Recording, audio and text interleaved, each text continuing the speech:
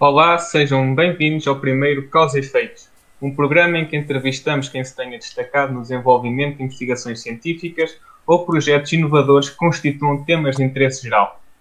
Hoje, como primeiro convidado, temos o prazer de anunciar o Dr. Gil Batista Ferreira, especializado nos novos mídias e na sua influência para a sociedade. Conta com um vasto número de obras e estudos publicados, fruto do seu estudo sobre o jornalismo, os novos mídias, a identidade e as relações civilizacionais. É professor na Escola Superior de Educação de Coimbra e vem-nos falar sobre as redes sociais e as novas formas de comunicação.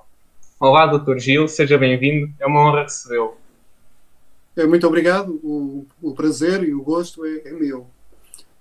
Portanto, é sempre um gosto falar sobre assuntos de que eu gosto, especialmente, e que tenho a expectativa também de que sejam do interesse de quem neste momento nos está a ouvir.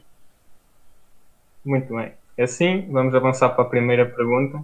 Queria lhe perguntar se acha que nas redes sociais cada indivíduo constrói uma máscara ou vemos numa rede social a pessoa tal e qual como ela é? Nas redes sociais nós fazemos algo muito semelhante àquilo que fazemos fora das redes sociais online. Aliás, o conceito de redes sociais é um conceito clássico da sociologia, anterior ao aparecimento das redes sociais, tal como nós hoje chamamos de uma forma comum. Redes sociais é um conceito fundamental do estudo do funcionamento das sociedades e das relações dos indivíduos uns com os outros, e há um conjunto importante de regras que organizam o nosso comportamento no âmbito dessas redes sociais, das redes sociais tradicionais, chamemos-lhe assim, e, de certa forma, o que nós fazemos nas redes sociais online é adaptar essas regras básicas de interação entre nós, adaptá-las a estes novos espaços de interação, que são os espaços de interação mediatizados ou mediados eletronicamente. Em grande medida, aquilo que nós fazemos quando estamos perante alguém, num contexto comum, do cotidiano, é representar papéis. Nós representamos papéis sempre que estamos perante alguém. A sua pergunta seria sobre se nós, nas redes sociais, representamos aquilo que verdadeiramente somos. Bom, é verdade, nós representamos uma parcela daquilo que nós efetivamente somos. Tal como quando estamos fora das redes sociais, representamos também uma faceta daquilo que nós somos. Aquilo que nós somos é muito mais complexo, é muito mais rico, muito mais diverso do que aquilo que representamos em cada um dos momentos.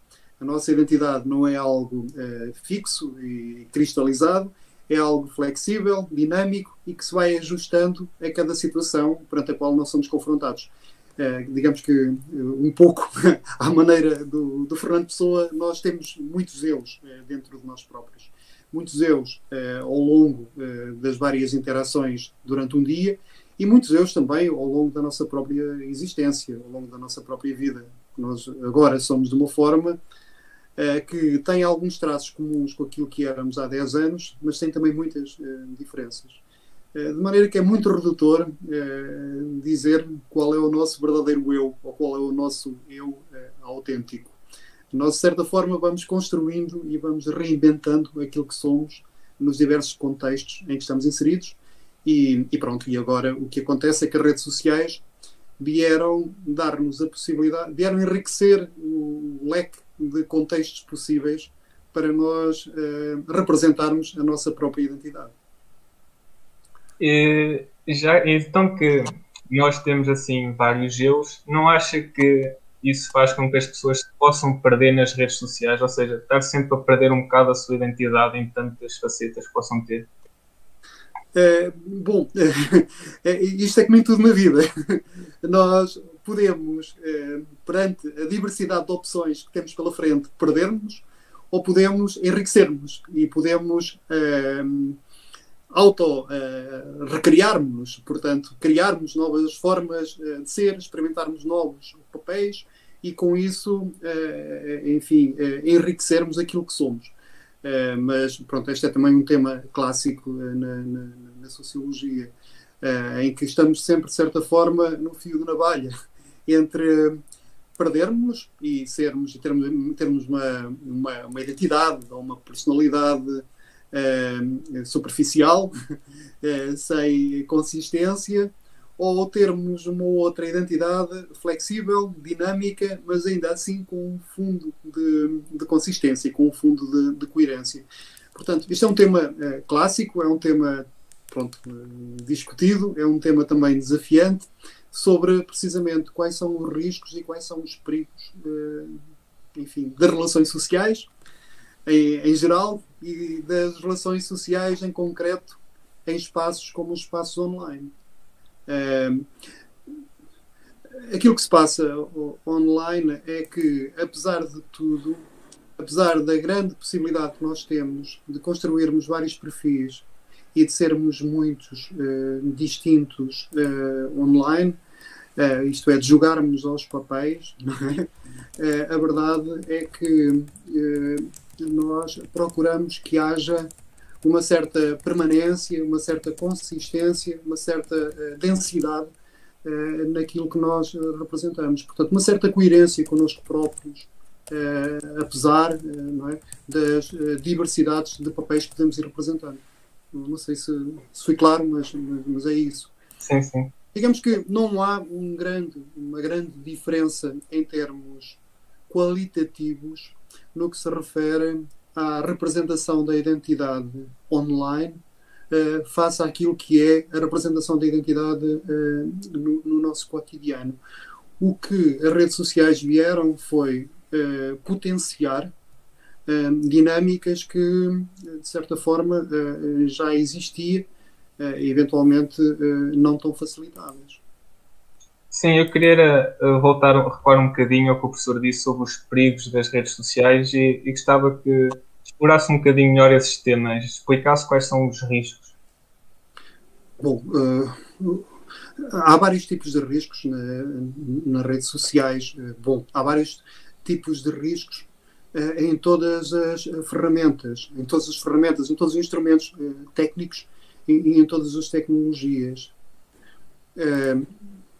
No entanto, eu gostava de centrar a questão noutro ponto, que me parece mais importante. Na verdade, os perigos não estão tanto nas tecnologias. Os perigos estão nos indivíduos e nos usos que os indivíduos fazem com as tecnologias. Nos bons e nos maus usos que nós fazemos com as tecnologias. Eu gostava que, de certa forma, o problema fosse equacionado desse modo. Em que medida é que as redes sociais podem ser um perigo? Bom, podem sê-lo na medida em que nós utilizemos os poderes que esses acessórios, não é? Que essas extensões tecnológicas de nós próprios, portanto, em que medida é que nós utilizamos essas extensões, estes dispositivos técnicos para maus usos. E penso que é aí que deve ser colocado o enfoque antes de passarmos, eventualmente, à análise de maus usos que são feitos com este aparato, não é? Tecnológico em concreto. Bom, vou dar um exemplo básico do nosso cotidiano. Uma faca pode ser usada para cortar um pedaço de pão ou como arma para tirar a vida a alguém. O perigo não está na faca propriamente dita, está na intencionalidade com que eu o utilizar. Eu posso utilizar uma rede social para transmitir conhecimento, para ajudar alguém, para cumprir uma série de funções das mais dignas e das mais nobres, pronto, que são um espelho, não é? da nossa humanidade. Da mesma forma, posso usar as redes sociais como um expediente, como uma armadilha para, propagar uma mentira que, se for propagada sobre uma questão de saúde, pode, no limite, causar danos à saúde de outras pessoas, não é? E, nessa medida, esta mesma ferramenta pode tornar-se uma ferramenta, no limite, mortífera. Não é? E, pronto, penso que é assim que as coisas devem ser vistas. Coisa diferente será depois fazermos uma análise, não é? E aí não serei eu fazê-la. Portanto, essas análises estão sempre a ser feitas sobre quais os usos mais comuns que são dados a estas ferramentas. Por determinados grupos, em determinados momentos, em determinados contextos. Bom, há sempre o perigo depois de generalizarmos e dizermos: alguém utilizou esta ferramenta com este fim, logo esta ferramenta é perigosa. Bom, é um facto, não é? Mas deve ser colocado ao lado de outros factos, porque muitas outras pessoas usaram as mesmas ferramentas para outros fins, e fins muito dignos. Vou dar um exemplo. Nas redes sociais circulam uma quantidade tremenda de teorias da conspiração acerca da pandemia. Isso é conhecido, isso encontra-se, enfim, bastante documentado. A Organização Mundial da Saúde alertou para esta pandemia informativa que cresceu de uma forma também viral ao lado da pandemia da Covid. Chamaram a isto uma infodemia. Mas, ao mesmo tempo, nas mesmas plataformas, têm surgido páginas, aplicações, portanto, dispositivos de transmissão de fatos verdadeiros, informativos, que se traduzem numa maior riqueza em termos informativa. Portanto, há mecanismos também formalizados para uma melhor informação acerca da pandemia e, pronto, na mesma plataforma coexistem digamos, o remédio e o veneno lado a lado. Bom, é isto o que acontece com todas as tecnologias, com todas as técnicas, com todas as invenções, desde se calhar, do aparecimento das primeiras pedras lascadas ou algo do género na pré-história, não é? Portanto, de certa forma, aquilo que causa o bem, causa também o mal, dependendo do uso que nós, indivíduos, lhes dermos. Muito bem. Eu até me lembro de um filósofo francês que dizia que ao ser humano é muito mais inerente mentir do que rir. Bom, nós temos que ser otimistas e temos que confiar que a propensão para o bem acabará sempre por vencer e acabará sempre por suplantar, não é? E pronto, e que nós caminhamos rumo a um amanhã que será sempre melhor do que o ontem, não é? Então, como é que nós poderíamos criar uma identidade digital, mas que fosse de alguma forma útil? Bom, aqui é importante regressarmos aos básicos, regressarmos aos fundamentos. Aquilo que importa é criar seres humanos úteis, não é? E, como tal, uma formação humanista, uma formação baseada nos princípios do bem comum. Portanto, digamos, é por aí que a preparação de uma melhor identidade online deve começar. De certa forma, criando bons indivíduos, portanto, que organizem, que estruturem o seu comportamento com base em princípios humanistas, princípios éticos, princípios relacionados com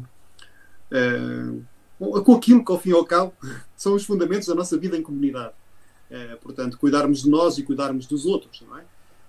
E termos uma postura, portanto, sempre eticamente responsável. Bom, havendo essa dimensão offline, ela, digamos que aquilo que ocorre depois online é a ponta da lança, de certa forma. É uma extensão daquilo que já existe offline. Portanto, há aqui uma dimensão de determinismo tecnológico, isto é, de que a tecnologia determina aquilo que nós fazemos, que importa ser um pouco... não ser exagerada, portanto, não ser empolada. Não é tanto a tecnologia que determina aquilo que nós fazemos. Bom, somos nós que determinamos aquilo que nós fazemos com a tecnologia, em grande medida. E pronto, na minha perspectiva, e na perspectiva, enfim, digamos que não é uma perspectiva original, é uma perspectiva que traduz também um modo de olhar ou de enfocar este problema. Portanto, é aqui que deve ser colocado o foco. É precisamente naquilo que os homens, naquilo que as sociedades, naquilo que os indivíduos fazem perante as circunstâncias em questão, em que estão envolvidas, aquilo que fazem com os utensílios que têm ao seu dispor. E pronto. Não sei se, provavelmente, de um ponto de vista dos tempos que correm e de uma certa ilusão com as tecnologias, às quais é atribuído muitas vezes um caráter mágico. Bom, se calhar esta perspectiva não faz muito, não é a perspectiva da moda, não é a perspectiva da moda, porque digamos que remete para respostas, ou fornece respostas anteriores a todo este milagre tecnológico. Mas o que as ciências sociais têm mostrado ao longo dos 2 séculos que as ciências sociais têm é precisamente que nós não somos assim tão diferentes ao longo dos tempos. De certa forma, têm mudado as tecnologias, tem havido novas invenções em termos das várias ferramentas para a organização da nossa vida social, mas os grandes problemas persistem sendo os mesmos. As grandes expectativas que nós hoje temos em relação aos meios que temos ao nosso dispor são em muito semelhantes às expectativas que há 100 anos atrás os nossos antepassados tinham com o aparecimento do telégrafo, com o aparecimento da rádio, com o aparecimento do cinema, da televisão e por aí em diante. E nós agora olhamos para trás e dizemos tão ingênuos que eles eram com o pouco que tinham. Nada nos livra que daqui por 100 anos não digam o mesmo sobre nós. E sobre, bom, os mitos que fizeram moda da inteligência coletiva, da cibercultura, do homem como enfim, como sendo um pouco um cyborg ou algo do género. Bom, é isso. De que forma as redes sociais alteraram a maneira de como a informação é produzida, acedida e consumida? Alteraram muito. Alteraram muito por uma razão simples. É que havia antes do aparecimento das redes sociais, havia um número relativamente restrito, menor, de indivíduos que produziam informação para todo o público. O público era, sobretudo, receptor, com poucas capacidades de interagir com os emissores, com pouca capacidade de participar no processo. Bom, o que as redes sociais vieram foi tornar em potência qualquer indivíduo, um emissor. Portanto, tornar qualquer indivíduo um meio de comunicação. Portanto, os indivíduos passaram a ser eles próprios, em potência, um mídia, não é? Um mídia de massa, tal como eram antes. Portanto, um privilégio que antes era atribuído a um número muito restrito de atores sociais, não é? De atores mediáticos. Bem, isto seria assunto para uma longa conversa. Isto tem um lado bom, não é? De certa forma, permitiu que houvesse muito mais versões da realidade disponíveis no mercado da informação. Portanto, há aqui uma dimensão como que democrática, não é? Qualquer um de nós agora pode ser, em certa medida, portanto, quase que eu ia dizer um jornalista, mas não vou dizer tanto, mas pelo menos um emissor de informação. Bom, os riscos são riscos que vêm da nossa própria condição humana. É que, apesar de tudo, antes, quando havia poucos, os poucos que havia sujeitavam-se a um conjunto de regras profissionais, deontológicas, perante as quais tinham que responder. E tinham deveres da própria profissão, deveres de imparcialidade, deveres de equidistância, deveres de isenção, e podiam ser punidos, quer socialmente, quer corporativamente, pelo não cumprimento dessas regras. Hoje, os indivíduos comuns podem, eles próprios também, ser emissores de informação sem estarem sujeitos a nenhuma dessas regras, portanto, a nenhuma dessas responsabilidades profissionais. Bom, portanto, digamos que há esse perigo. Há depois outros perigos. Portanto, como lhe disse, este é um assunto complexo, é um assunto com muitas portas de entrada. Bom, quero dizer-lhe que, para fazer uma pequena retrospectiva para um assunto tão complexo, em 2006, 2007, por aí, houve uma capa da revista Time que designou como personalidade do ano You. Isto é, a capa tinha um computador e a personalidade do ano, para a revista Time, éramos nós. Nós, indivíduos comuns, que a partir daí, ou neste momento, tínhamos o poder de sermos a personalidade do ano. Portanto, de dizermos o que nos vai na alma, não é? E de sermos cidadãos ativos, dinâmicos, no ecossistema mediático em que estamos inseridos. E, na altura, eu não sou bem certo se foi em 2006, 2007, por aí, isto era visto como com grande entusiasmo. Era visto como um novo amanhã, portanto, como um novo tempo, cheio de modernidade, em que nós, indivíduos comuns, estávamos aqui perfeitamente emancipados e capazes de ser, portanto, atores de uma sociedade mais bem informada. Os anos seguintes, 2007, 2008, 2009, vieram a encher mais o balão desta euforia e vieram dar força a esta argumentação. O que é que aconteceu nos anos seguintes? Houve a eleição de Obama, que foi, em grande medida, alimentada a partir das bases, a partir das redes sociais, portanto, a partir dos cidadãos comuns e das dinâmicas que se criaram entre eles. E foi visto aí também um potencial positivo. 2009,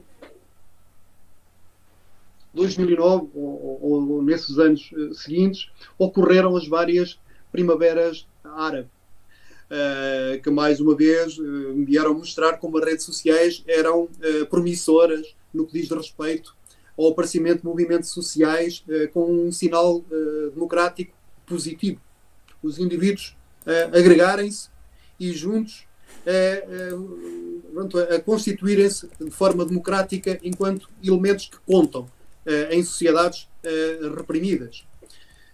Ora, o que aconteceu depois disso foi um progressivo, a partir de 2010, 2011, 2012, foi um progressivo esvaziar do balão dessa euforia, que levou 2015, 2016 a episódios como a manipulação da população quando do referendo no Reino Unido a propósito da manutenção ou da saída do Reino Unido da União Europeia. Portanto, encontra-se hoje perfeitamente documentado e é conhecido o papel que as redes sociais tiveram no engano e na manipulação da opinião pública. E foi depois também, em 2015, 2016, visto o papel que essas mesmas redes sociais tiveram também na promoção de diversos episódios políticos marcantes, como é o caso da eleição do anterior presidente americano, como é o caso de episódios também que se encontram, que são bastante conhecidos, como o Pizzagate, que não sei se conhece, se conhece com facilidade, com uma pesquisa no Google, passa a saber, enfim, em que se viu precisamente o perigo que as redes sociais trazem. E, de certa forma, aquilo que 10 anos antes era visto como algo extremamente positivo em termos de participação dos indivíduos na disseminação da informação, passou a ser visto 10 anos depois como uma ameaça precisamente à qualidade da informação que circula no espaço público, que circula portanto, na geração daquilo que é a esfera pública. Portanto, aquilo que era um espaço de enriquecimento e de participação na esfera pública passou a ser visto como um perigo para a qualidade democrática, para a saúde democrática desse mesmo espaço público. Daí que, a partir de 2016, 17, 18, assistimos, por parte de muita consciência crítica no Ocidente, a um olhar desconfiado em relação às redes sociais e a uma recuperação de algo que durante estes anos tinha caído em descrédito, que é o papel da imprensa, o papel do jornalismo profissional, o papel do jornalismo a sério, que de certa forma foi resgatado como modo de atenuar os perigos que vêm das mentiras, das manipulações das redes sociais. E é um pouco neste balanceamento que ainda nos encontramos, em que, por um lado, as redes sociais já não têm a credibilidade que tiveram lá para trás, são vistas com mais confiança, muito mais confiança do que eram há 10 anos atrás. Por outro lado, o jornalismo, apesar de todos os problemas que tem tido e que continua a ter, e que são problemas relacionados com a própria sustentabilidade, não é, do jornalismo, enquanto algo independente, enfim, enquanto algo com uma ética própria, enfim, com uma independência própria. Apesar disso, apesar destes problemas todos, o jornalismo começa a ser recuperado algum do crédito que tinha antes do aparecimento das redes sociais e começa a ser visto como, digamos, um antídoto, o antídoto para os perigos que vêm das redes sociais e como onde ainda podemos encontrar alguma ordem discursiva. Portanto, o último reduto em que ainda podemos confiar. Muito bem. Vamos avançar então para a última questão, para finalizar. Que novas formas de relacionamento emergiram entre as pessoas com a presença da tecnologia?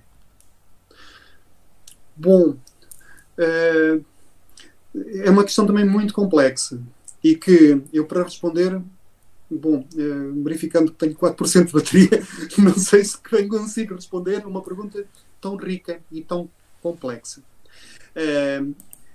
Quando falamos das pessoas, falamos de muitas pessoas e muitas pessoas diferentes. Okay? Portanto, uma coisa são as pessoas jovens, as pessoas que nasceram com a tecnologia. Outra coisa são pessoas que foram se adaptando às tecnologias e foram nos integrando de forma complementar com outros tipos de sociabilidade e de relacionamento que tinham antes. Portanto, as pessoas são muito diferentes e há diferentes tipos de intromissão das redes sociais naquilo que são as formas de relação das pessoas. Há perdas, e para sintetizar e para ir direto ao ponto, há perdas grandes e bem definidas, portanto, bem documentadas por quem estuda estas matérias em termos de interação social. Uma das grandes perdas, e socorro-me aqui de uma autora, portanto, de uma investigadora do MIT, do Massachusetts Institute of Technology, Sherry Turkle, que refere-se nas suas últimas obras à perda da empatia. A empatia só é possível em situações de copresença. Ou, portanto, há uma dimensão humana da empatia que só é possível quando nós estamos cara a cara com alguém. E pronto, e quando estamos numa conversa pessoal com alguém. As novas formas de comunicação, sempre presentes online, teclando com alguém em chats, não produzem essa riqueza, essa densidade que ela designa como empatia. Ela, no seu penúltimo livro, um livro de 2014, por aí, 12, 14, o livro chama-se Alone Together. E ela, tal como o título indica, descreve aquilo que são as nossas formas, ou, sobretudo, as formas mais comuns entre os jovens de interação. Os jovens estão juntos, sozinhos, a todo momento. Portanto, estão sozinhos em grupo, interagindo, mas à distância, teclando. Uns com os que estão acolá, os que estão além, os que não estão aqui, teclando, mas não olhando o outro nos olhos e, com isso, não retirando da relação com o outro essa dimensão da empatia. O último livro dela, antes de um que saiu por estes dias, portanto, mas o último livro que se encontra nos escaparates dela, o livro chama-se Reclaiming Conversation. E é precisamente um livro onde, a partir das conclusões do livro anterior, ela procura resgatar a conversa, a conversação, como, como sendo o substrato, como sendo o combustível, não é? Da nossa humanidade.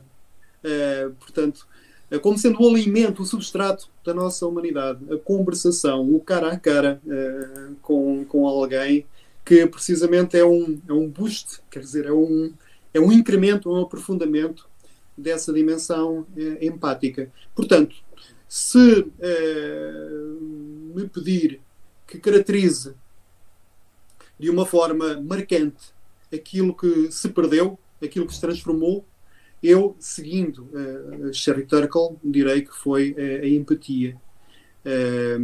Que, portanto, não é o mesmo. Há uma grande superficialidade, uma grande ligeireza nas formas de interação online. Que, portanto, não é a mesma coisa, longe disso.